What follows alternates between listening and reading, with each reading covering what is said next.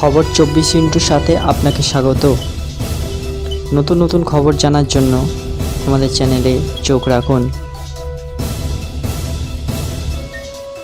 নমস্কার দর্শক বন্ধুরা, স্বাগত আমাদের এই চ্যানেলে। আরজিকর কাণ্ডের প্রতিবাদে আজ দেশ জুড়ে 24 ঘন্টা আউটডোর বন্ধের ডাক দিয়েছে ইন্ডিয়ান মেডিকেল অ্যাসোসিয়েশন।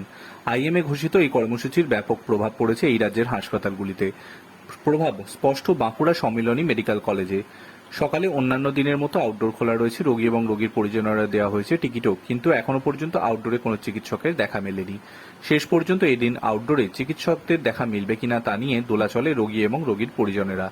একই ছবি কোচবিহারে আইএমএর কর্মবিরতি, ডাক্তারেরা তাদের পরিষেবা সর্বস্তরে বন্ধ রেখেছেন। আপাতকালীন পরিষেবা ছাড়া সরকারি এবং বেসরকারি হাসপাতালে বন্ধ পরিষেবা।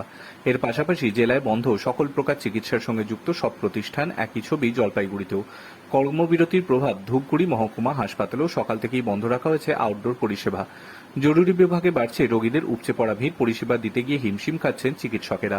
হুগলিতে আবার চুঁচুড়া ইমামবাড়া জেলার হাসপাতালে এমার্জেন্সির পাশে বাঁধা হয়েছে মঞ্চ, সেখানেই অবস্থান চিকিৎসকদের। চলছে কর্মবিরতি, তারই মধ্যে মঞ্চ হয়েছে সেখানে টেবিল পেতে রোগীরা দেখছেন চিকিৎসকেরা। উপচে পড়েছে রোগীদের ভিড়। Bureau report.